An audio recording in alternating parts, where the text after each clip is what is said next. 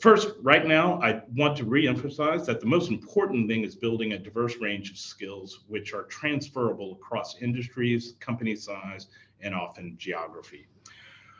Just again, by way of introduction, my name is Michael Sherman. My pronouns are he, him.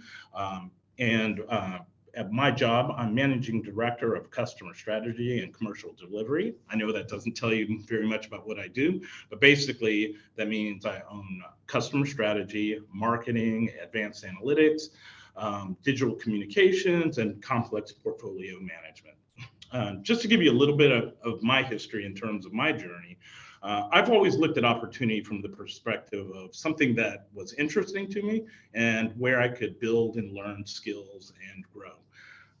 I started my career actually off in the Marines. And so you probably wonder, what transferable skills did I get in the Marines?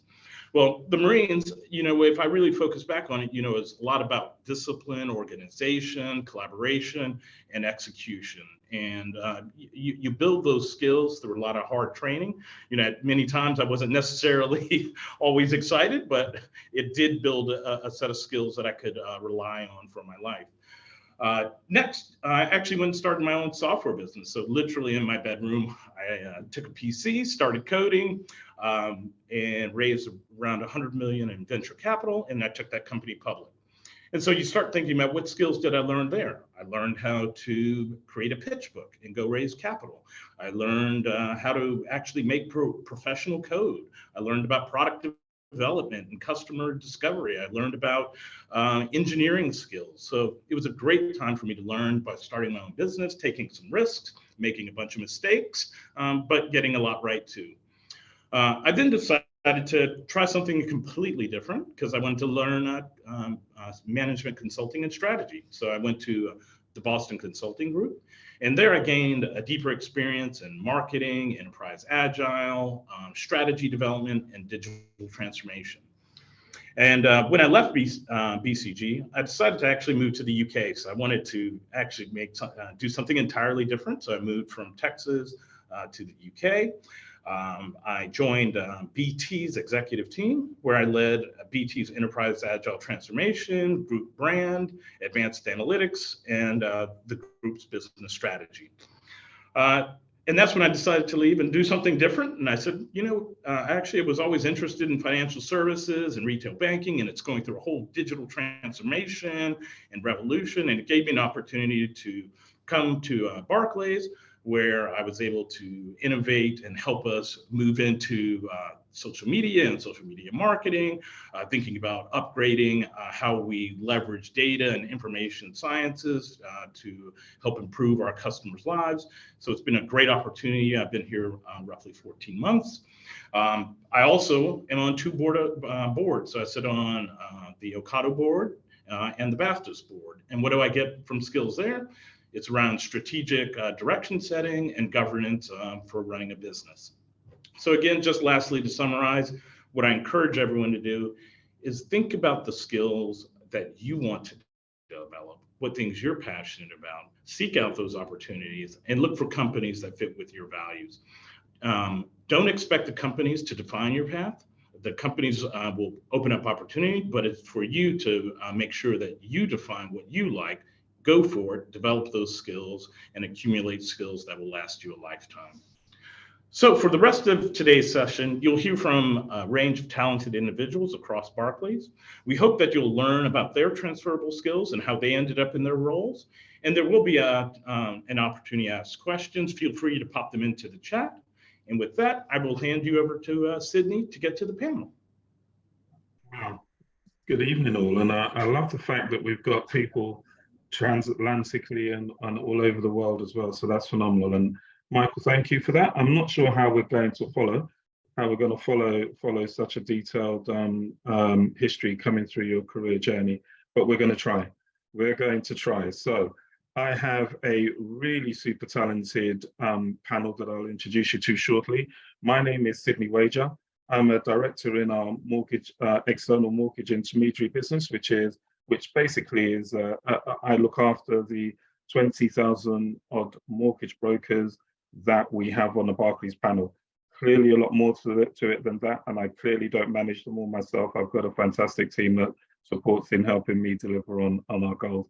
My career path, and I'm not going to dwell on it because I want to get into the panel, has been very varied as well. So I've worked in different facets of the bank, which in my view have given me some incredibly transferable skills, some of which are about people leadership, some of which are around genuinely understanding how you fuse customers, clients, and products together. I've worked in strategic elements that have given me the ability to think at a high level about how you genuinely deliver into that customer base, etc. So again, very, very varied. I've worked in marketing, I've worked in the branching up work, so pretty crazy and pretty mixed.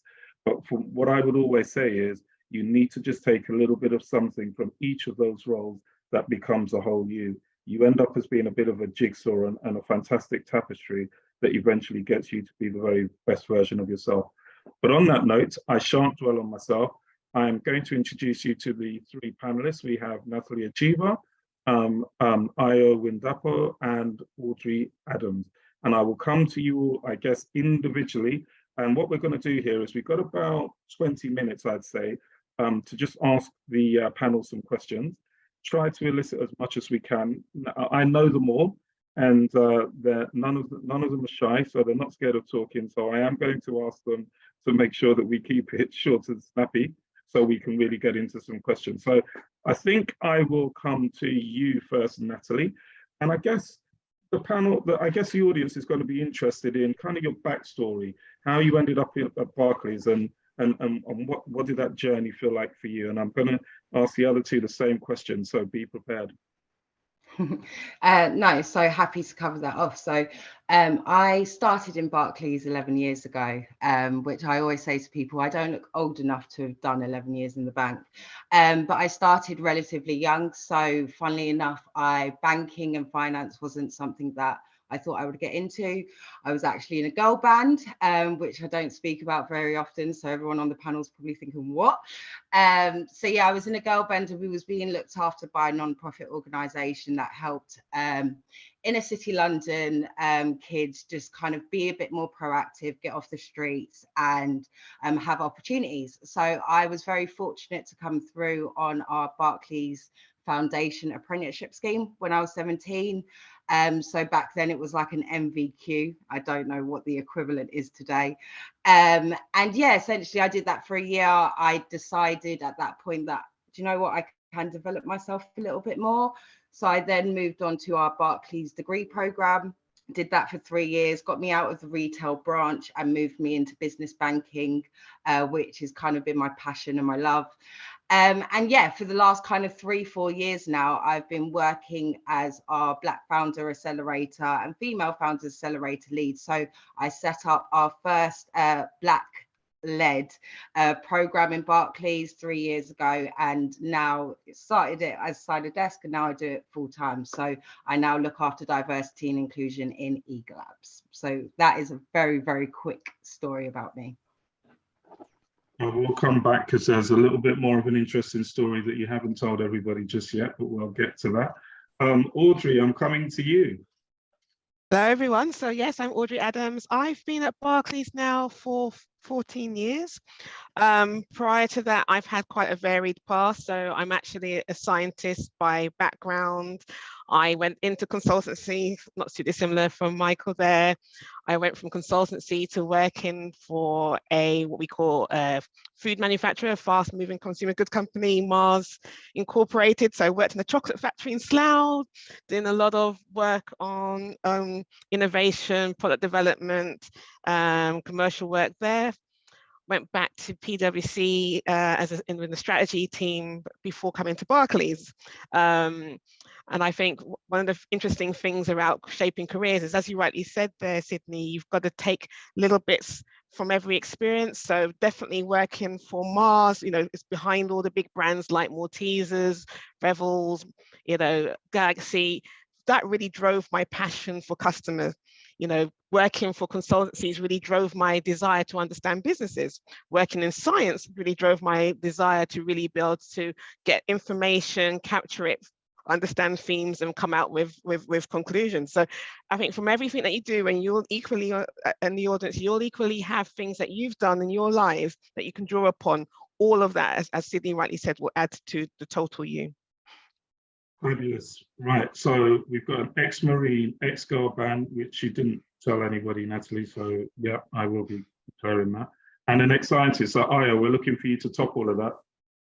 Yeah, I won't be topping that at all.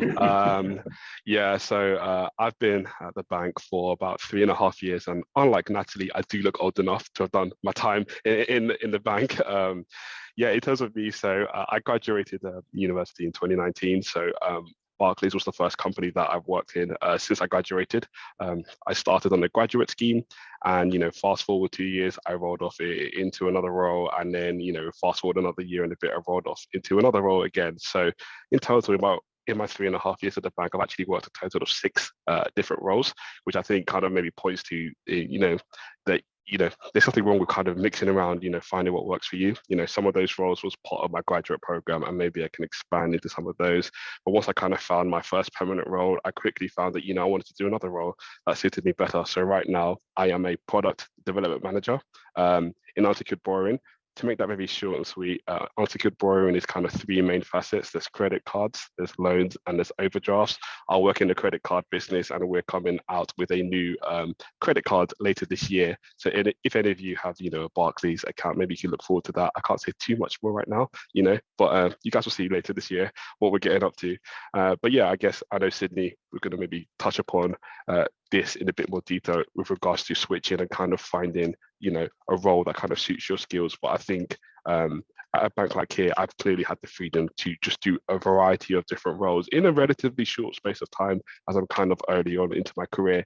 But I think the thing I want to maybe highlight at the beginning is, yeah, there's nothing wrong with, mixing around and finding what suits you. You don't feel like you have to be stuck in one role. There's nothing wrong with kind of doing what suits you. So we'll touch upon that a bit later, Sydney, but that's just a very short introduction into who I am. Fabulous. So look, I think we're hearing some really interesting and different themes around Me PLC, right? So this is about, you've got an opportunity to write the canvas that becomes you. And what's interesting is you're all very varied in the way in which you've actually come into the organization and then traveled through.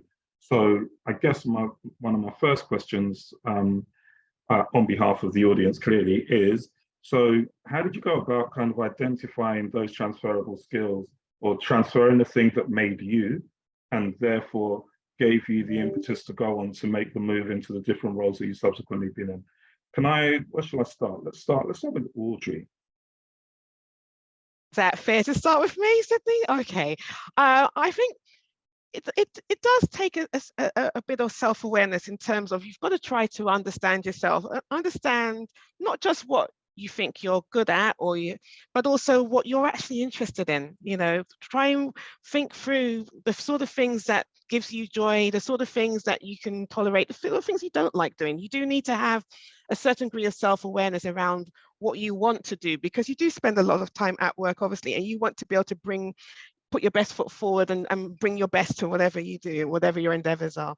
And then equally, I think, in terms of understanding those opportunities, it's do talk to people, do try to understand what lays beneath, because sometimes we hear all these titles or we hear all these industries and it's very obscure to us as to what do they really involve. But try to do what you can in terms of, through situations like this, through meeting people that you might know of, or through asking people within your network for referrals, to try and understand what actually does a job entail, what does it actually look like, and what do people enjoy about the job that they do. Because I think what you want to do is try to marry up who you are and what you want to get out of life and work to the organization, the team that you essentially might be working for. So I think there's a bit of self-reflection, a bit of understanding from what you've done so far. What are those competencies that you feel that you have, that you've acquired? What are those things that you want to further develop?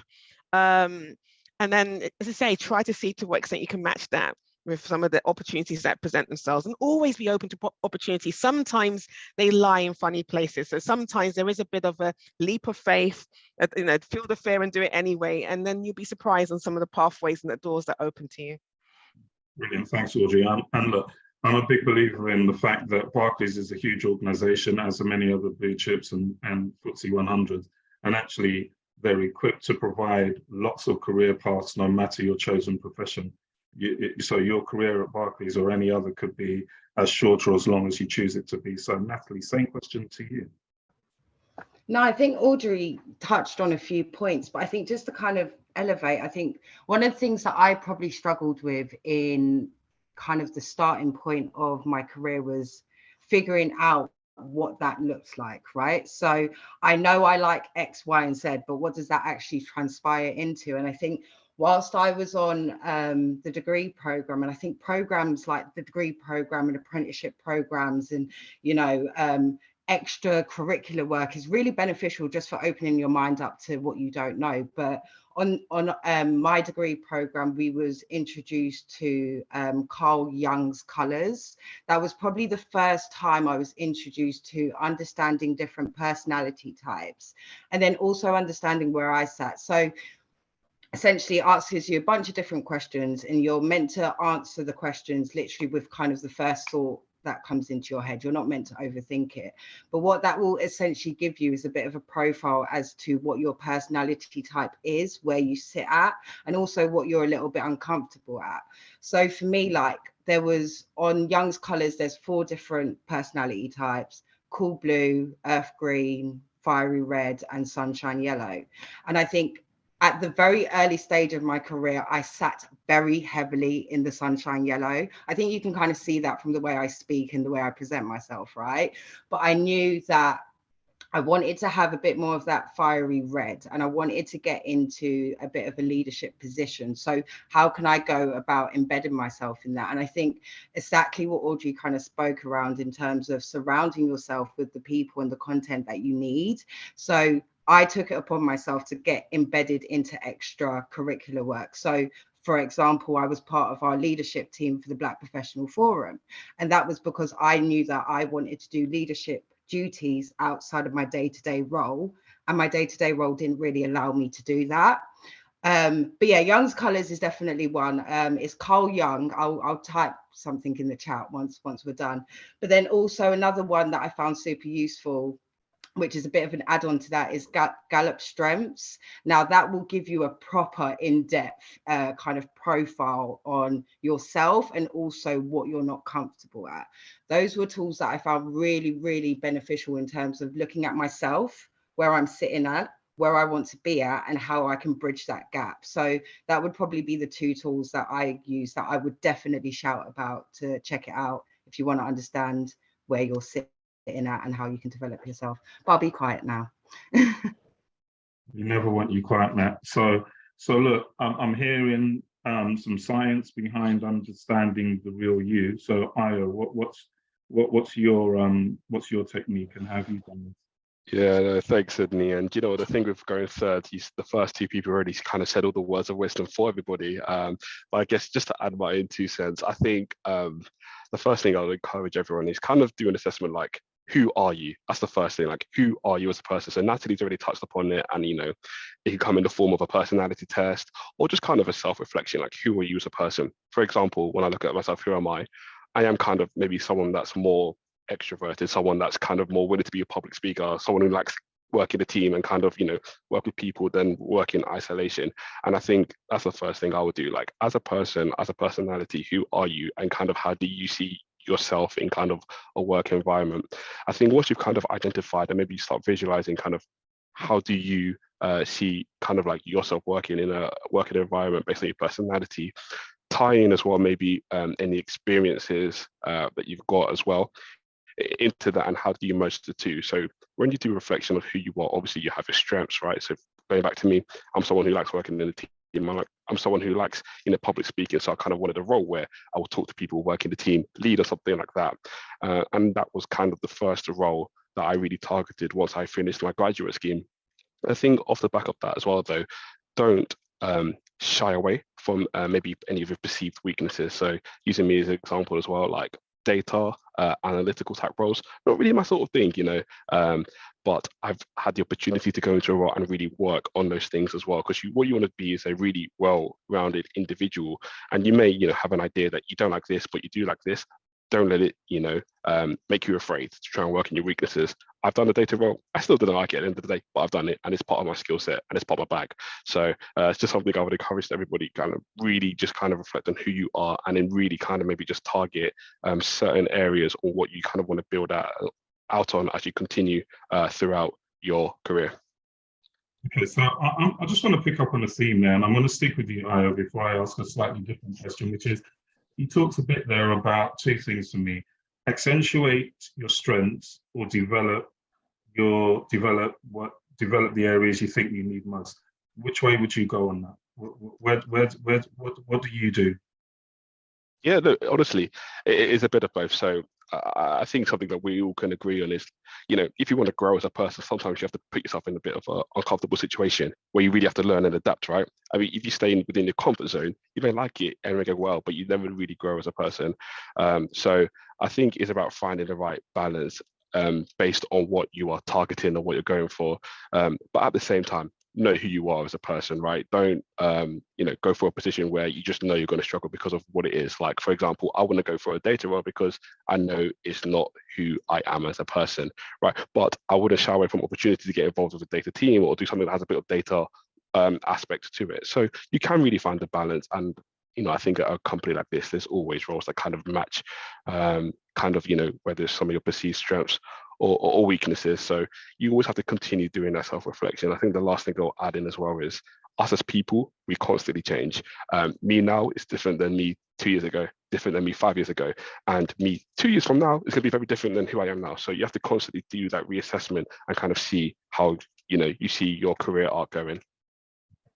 Lovely, great answer. So thanks for that. Now listen, I'm going to focus a little bit on your roles and I guess the importance of that transferability of skill sets across lots of critical thinking that we probably have to do within your role, whether it's in product management, leadership, strategic innovation.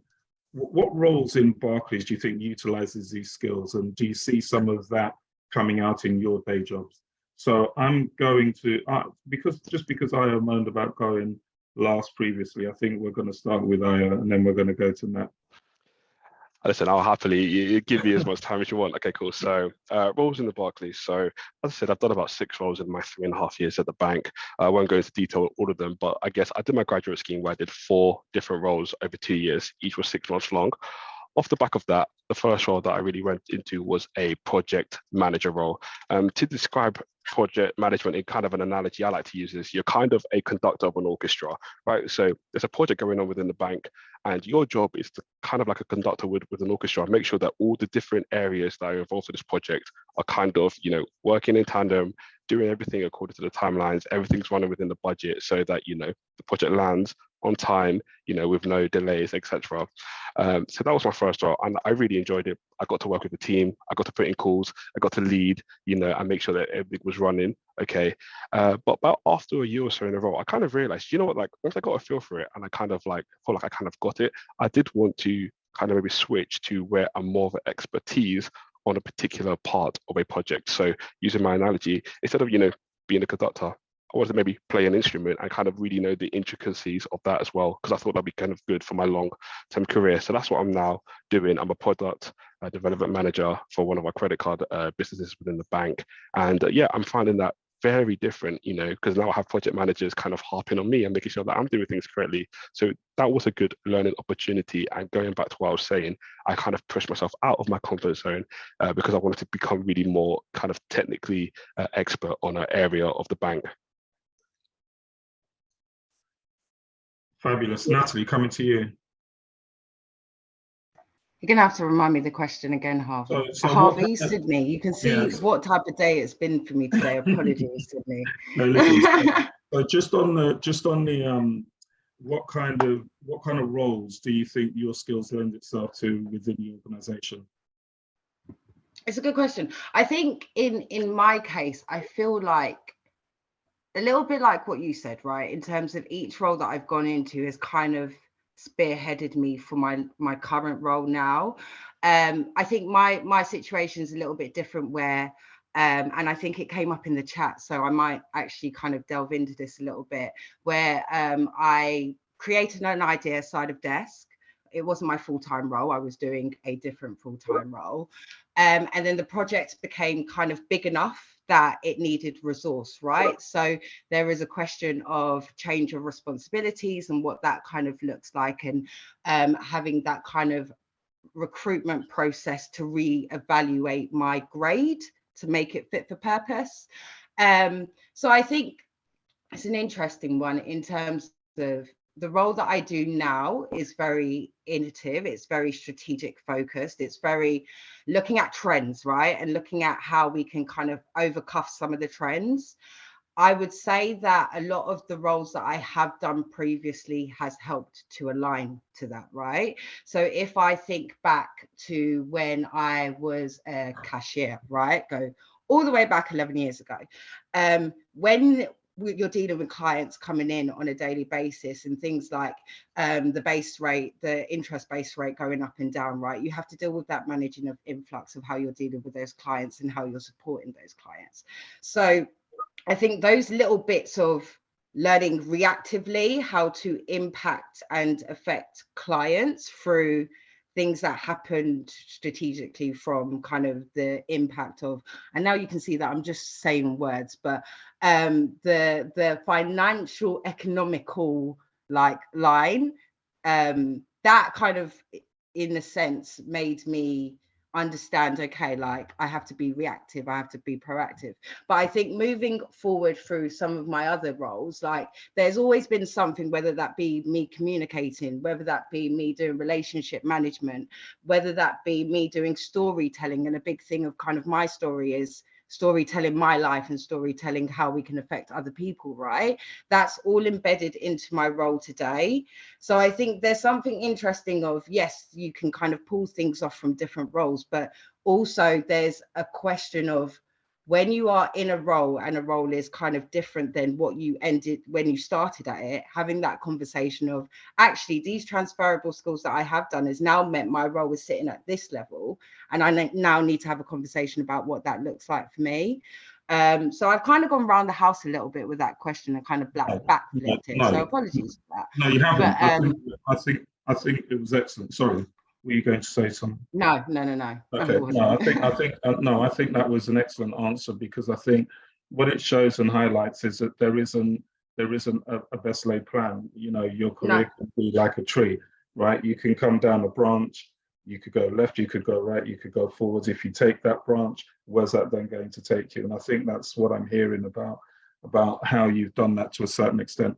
But Natalie, I think you are being shy, and there's probably a crowning moment that you probably wouldn't mind sharing with us all that you haven't shared thus far, because I hear all this stuff about what you've done, and then what? And then what? Great question. So I mentioned I set up the Black Founders Accelerator, which is honestly a massive passion and a big project, which I'm really happy that I can do full time. But because of that and the I guess the scale that the program's grown to and how we are supporting Black founders in the UK, last year, and it makes me nervous even saying it, last year I was awarded an MBE, so that is a member of the British Empire, for my contributions to Black founders, diversity and inclusion and business development. So that was mad. Especially, look, I'll be honest, I am a girl from Southeast London. I still live in Southeast London. I never kind of put my name and my family's name and the work that I done for Barclays is just as something that I felt like needed to be done to be recognized to that scale. So I think, again, when I come kind of talk about you don't know where you're going to be, kind of like Natalie that stepped in the bank at 17 years old, never imagined she would have got an MBE, never would imagine she would have had some of the opportunities that she's had to go to 10 Downing Street to talk about what they can do for Black founders, to be running programs and still looking at how we can support more founders. So again, those transferable skills, and we keep coming to that, it's about finding out what you're passionate about. And I think very quickly I realized that, yes, I got my day job, but my real passion is supporting the community. I used to do that through events. Even outside of work, I was one of those people that house parties, it would be my house that everyone comes to. So there's always been that element of community air. No, Io, we don't do house parties anymore. We're grown up now.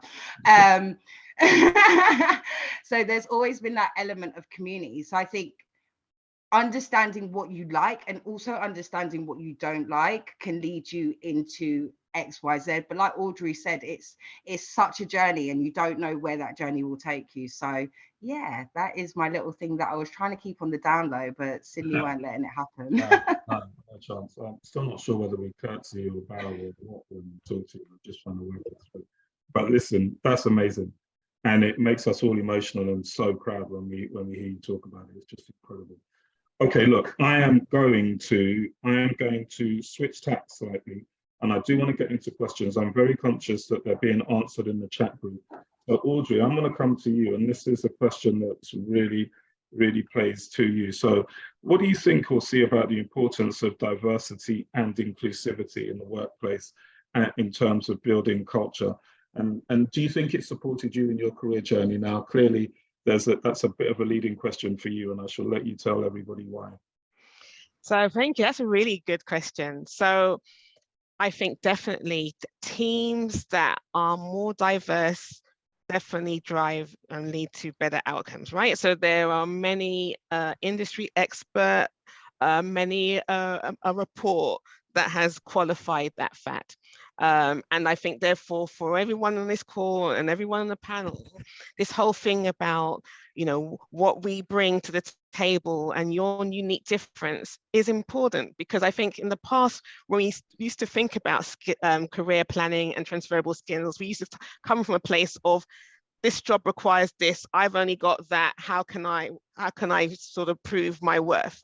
Whereas now when we think about diverse talent, we think about, well, hang on, the whole journey I've been on, the myriad of experiences I've captured along the way, plus the things that I naturally do at my outside of work life, right? Because as you rightly said, the social interactions, the people that that you meet along the way, friends, people's other community groups. I mean, I'm involved with, you know, martial arts. I'm involved with being a parent governor at school. You are constantly meeting people in your time outside work. But more and more, we're starting to appreciate what the benefits that brings to work, right? In terms of the perspectives that you have, your understanding of the markets and the customers that you're trying to serve. Yeah, because our customers are a reflection of who we are, right? So we have an insight to different communities, different opportunities that can be tapped. And so therefore, I think as you grow in confidence and as you go on this journey, I think people are starting to realize that, hang on, it's not about how can I fit and how can I marry up and how can I match. It's actually, what do I bring? What do I bring that is slightly different, that I can therefore show my value and show my worth, because your difference is your value and your worth. And I think that's important to recognize. But equally, I think the other thing to not be shy of is there's a journey in terms of getting to a point where organizations are truly diverse. So in some situations and some circumstances, you are going to feel like a trailblazer. You are going to feel like one of a few, maybe the only one. I mean, I've definitely had experiences that going through a scientific background where I was one of a few females. I have that from my early career, being one of only a few Black people in the company. Sometimes you will be in that situation. So don't fear that, embrace that, because that's your opportunity for you to raise your head up high and go in and have an impact. So, and I think as more and more of us do that, we're changing the game. We're showing what diversity and inclusion truly brings to an organization. And we're just creating those pathways, not just for ourselves, but for everybody else who comes behind us. So yeah, definitely diversity in thought, diversity in background, diversity in experience, and diversity in ethnicity. Everything is really important to an organization. And we are part of that a wave of people helping companies to embrace it and helping people to understand the benefits of it. And again, you've been a little shy because you clearly co-chair the Black Professional Forum. And this is something that I know is dear to your heart, given that I sit alongside there with you, hearing it from you every day. So love that passion. So Io, I'm going to come quickly to you, and I then want to go into some questions because there are some that haven't been answered. So I'm going to need to keep you quite brief, and then I'm going to get into some questions. Okay. This is still regarding the importance of diversity. Yeah. Just say okay, cool, lovely. Yeah, I think, I mean, Audrey said a lot there, so I don't necessarily want to repeat what she said, but I think something that's important, you know, if we're going to really champion about being a diverse and inclusive culture, like we need to be in an environment where everybody is comfortable being themselves and nobody else. I think in an industry such as finance, for example, there's kind of a stereotype or expectation of how you behave, how you act, etc. And I think it's important that if you really want to kind of make sure that the area you are in is a comfortable environment for everybody, well, you've got to be comfortable in that environment too. So like Audrey said, yeah, absolutely, there are situations where, you know, I may be one of the, you know, a few faces, you know, of my background, etc. But you can't let that thing stop you. I mean, you have to kind of be a trailblazer. So like, for example, in my team, there's very few of people that kind of look like me, but I don't let that stop me. I have to be me. You know, I like Natalie, you know, I'm from East London, Dagenham represent. If anybody's from Dagenham, shout out you. And I think you can't be afraid. You can't act up to what you think other people should look at you as. Be yourself and understand that you are kind of, you know, here for a reason, you're skilled for a reason, and you bring something to the table, you know? So that's probably my 2 cents I'll add into that. I'm going to keep you brief there because I've got a fantastic question you need to answer just on that. So when getting into a new role, have you ever suffered from imposter syndrome, and how did you overcome that? And how do you navigate the potential of not being good enough at the thing you may be passionate about? Yeah, that's a good question. And, you know, I'll try to be quick because I'd love to hear what the other two say as well. But I think you have to sometimes question, you know, why do you feel like you're not good enough? Why? You know, why? Is it a self-confidence thing, or is it because of what you believe other people are, etc.? I think for me, I think when I first started in the bank, it was definitely because of a lack of experience. I feel like other people know more. But I think, once again, going back to what I said originally, understanding who you are, your strengths, etc. I think you have to understand that you are here for a reason and that you bring something to the table and really have confidence in that. You really need to have confidence in that, and that, you know, you'll not want to sell yourself short. So I think in scenarios, you know, or in calls or in situations like, you know, here, for example, I know I'm the one at being at the bank the least, I'm the youngest here, but you can't let that kind of be afraid. Like, you are here for a reason, and understand that you are confident in who you are and what you bring. So that's my little 2 cents, but I'd love to hear what the other two probably say as well. I'm probably not going to come to both of them. Yeah. Because I think there are some other questions I want to ask, but Yeah, I of course. would say, understand that your difference is your superpower, right? That's my first thing. My second thing is everybody feels imposter syndrome all their lives, right? It doesn't actually go away. But to Io's point, just remember you are where you are because you are good enough. Nobody puts you in a position to watch you fall over. So we all feel like imposters. That's just human nature, because you always believe somebody else knows more, somebody is better, smarter, whatever. We are all suffering the same way. It's all about how you project that as opposed to genuinely ever overcoming it.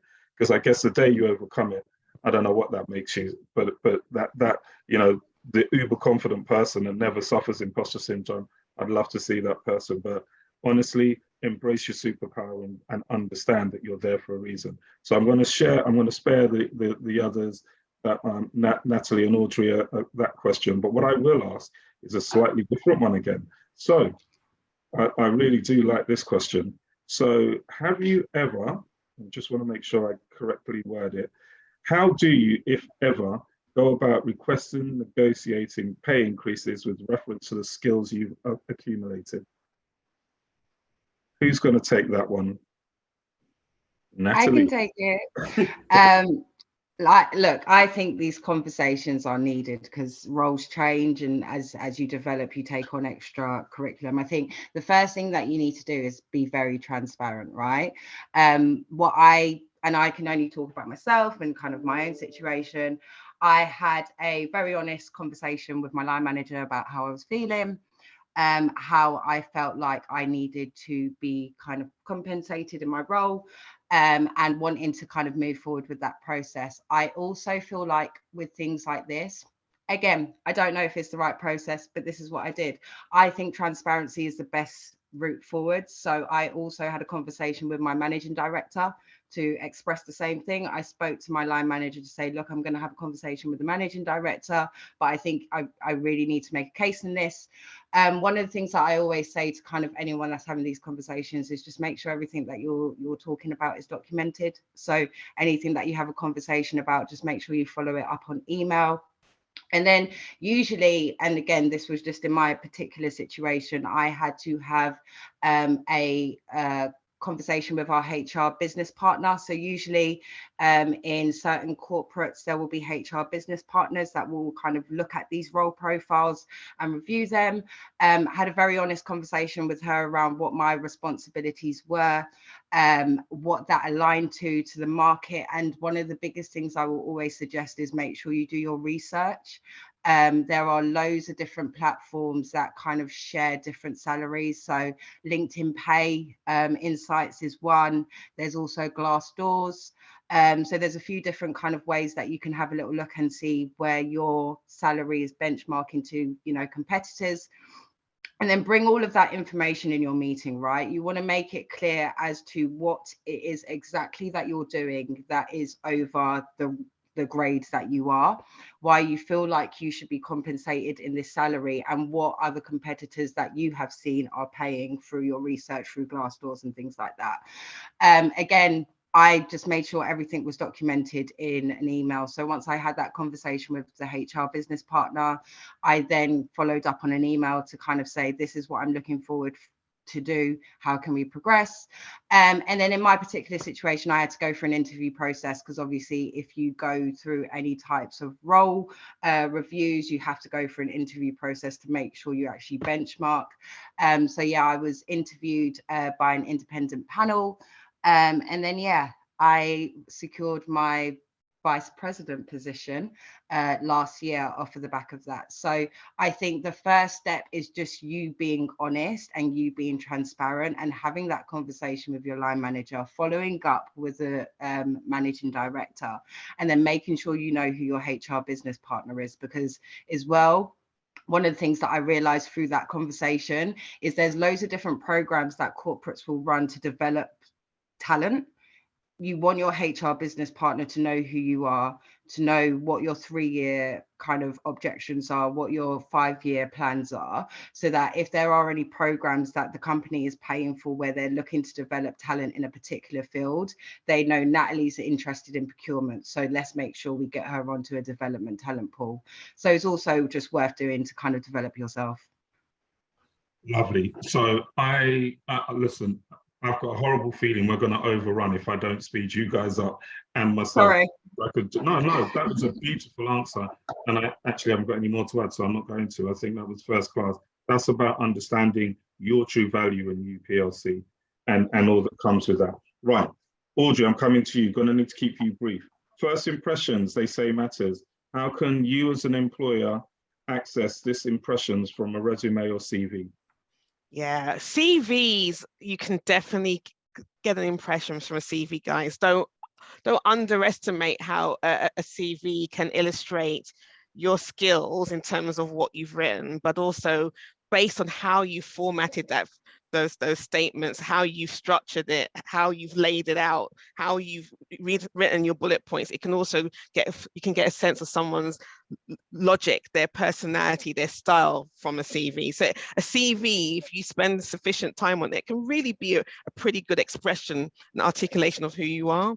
So if you want to improve on that impression, it's simple things around, you know, make sure that everything you express in a CV is action oriented. If you want to convey that that's what you are, you're a proactive, positive person, make sure that all the terminology that you're using is very action oriented. If you're trying to give an impression of that you want to be a leader or that you're an influencer, make sure you're using that framing in what you say in a CV. Equally, do not forget to add extracurricular activities, because for many people, if you're not finding those opportunities in your day-to-day work, sometimes you're finding those other outlets in what you do outside of work. So don't be afraid to call on them. If you're doing something in sport, community groups, whatever.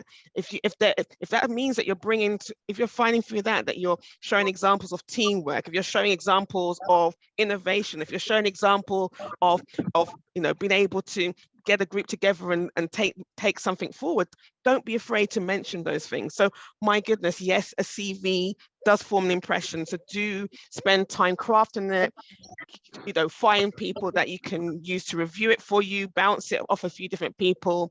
It's definitely worth the effort. Here's an acid test, right? Take your name off that CV and give it to somebody that knows you and ask whether they think it represents to you. There are different ways of looking at it. So I really love that you can absolutely talk about who you are through a CV. We have got 7 minutes left, and there's still a bit to do. So I want to come to you, Io. I've got a question that I will answer about diversity at C-suite. So I'll come on to that in a minute. But here's one for you, Io. How can someone learning new skills moving into an industry when their current business vision or role hasn't evolved to take advantage of future opportunities? So how do you get to acquire those new skills? Because and I guess that's listening to you. Maybe it would have been one slightly better suited to Audrey coming in completely differently. But I guess you've come in from a graduate perspective, really thinking, I'm not even sure which skills. So how easy was it for you to actually adapt and really learn those skills? Yeah, I think where this first starts is kind of your own personal plan and kind of what do you want to achieve, right? So if you are in an opportunity where you feel like your skills aren't being enhanced, I think the first thing is like, can you push your current situation to kind of help you expand in that region, right? Have you really pressed them like, hey, I want to do this, I want to learn this, etc. Let's say you've gone that route and the opportunities are still not necessarily coming to you, then I think there's absolutely no shame in kind of then looking for the new opportunity and applying for it, even if you don't feel you're necessarily qualified. So for example, when I switched from a project manager to a product manager, I didn't really necessarily have the product skills, right? And when I did the interview, I explained, listen, I don't have the expertise right now. Like, there's going to be a learning curve. But I think they saw two things. Firstly, that I really had the passion and the motivation to really go for this. And I think secondly, I had the intention to really learn at their feet as well. So I do understand it can be a tough situation where you feel like, your current situation is not really gearing you towards where you want to go. I would say, don't let that stop you going for the opportunity anyway and learning. Worst comes to worst, the opportunity to say interview with people that are in the position or in the role that you're going for is a good chance to kind of speak to them, understand what they want to see from an applicant and learn from them. So trying to keep it brief there, Sydney, but that's probably what I'd say. Don't let it stop you. Brilliant. Right. We got 5 minutes. So there's a question that's had a number of likes, which is, are you seeing much diversity at the top of your organization, i.e. at CEO, board members, etc.? Please advise on how we best align ourselves into such positions. So that's a phenomenal question, right? And it's the one that keeps us all awake at night, because that's ultimately where we need to get to. I think we're on a journey. We're on a journey to getting ourselves there. Do I believe that we still have the right representation at those levels?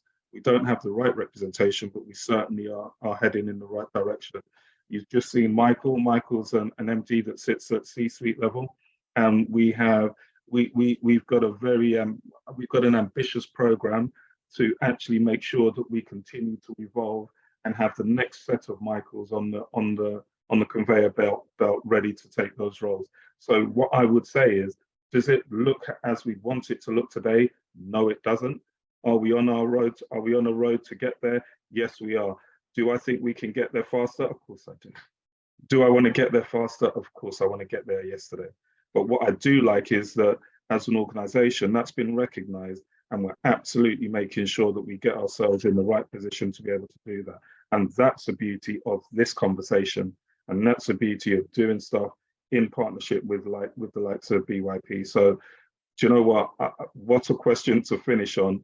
And I could talk about that for a long time, because I've personally been involved in writing and building out a lot of programs to really help move that dial and get that going, get that dynamic moving quicker than ever. And Io used to have a full head of hair before he started working on some of the programs he's been working on with me. So that just goes to show you.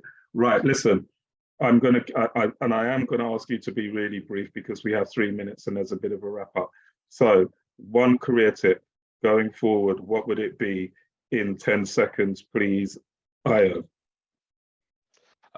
Just go for it. The opportunities, your goals, just go for it. You know, you may not hit it first time, but if you keep going in that direction, you'll get there eventually. 14 seconds. Nat, I'm coming to you. It's going to take me a couple of seconds to unmute myself. Always come into your career with an open mind and be ready to develop yourself. So every opportunity is a learning opportunity. Every day's a school day. I love it. Right, Audrey. That's not fair. These are things I was going to say, but definitely be open and curious. Yeah, I think everyone who's on a call today, you've taken a step today, right? You've come onto a call to learn about a different business, to think about and consider something else. So that's what you've got to do. You've got to continually be open to opportunities, very curious, put yourself forward for things, experiment and try. That was more than 10 seconds, but it was worth it. Thank you. Right. Okay. Look. So there was a question on re-entering the organisation, having previously worked here, and I think that's a really fantastic segue just into the flow. So look, thank you all for joining. I think it's been phenomenal that we've been able to have the time with you, and I really genuinely hope you found it useful. And it gave us an opportunity to really talk about banking in a slightly different way. I don't think you've heard anybody talk about bowler-hatted people walking around the city in short stripe or pinstripe suits. You know, there are always opportunities to do that, but there's a lot more in a career at Barclays that's about the transferability of skills that you have, or skills that may even be latent that you're not even sure that you have just yet. So we're passionate about building a diverse team for all the reasons Audrey talked about. You know, we know empirically that it's not just about diverse building it for sake of. The business case for it is compelling. The diversity of thought means that you deliver better, stronger outcomes. Harvard reviews, BCG, all of these reports talk about how successful organizations are, because actually, if your client base and your customer base is changing, but you build an echo chamber of like-minded people internally developing propositions for a community and an external environment they don't recognize, you don't build a sustainable business. You don't last very long. And there are plenty of examples of that. So on that basis, post this session, you're going to receive an email, which will be an invite to a physical roundtable and networking event that's going to be held at our Canary Wharf office in Churchill Place. It will be at the end of March. So what that will do, it will give you the ability to find out about current roles we're recruiting for, as well as being able to speak to some colleagues like you've got here in those roles, and to hiring managers and leaders of some of those teams. So keep an eye out for that email from BYP, and it will go to everybody that's registered, not just people that attended this call. And it'd be a fantastic event, which I really, you know, if you can find the time, we are so keen to make sure. So the question about building to C-suite starts with a development conveyor belt that comes in through the organization, understands the organization, and works its way and traverses up into those C-suite positions. They're there for the taking, they're there for the grabbing, and actually we need that diversity of thought and that diversity of voice to ensure that we deliver a sustainable business going forward. So it's just about to turn 6:01. So on that note, thank you again for attending. Hope you have a fantastic evening. Hope that was useful. Take care of yourselves and hopefully see you at the end of March. Take care all. Thanks for listening. Bye now.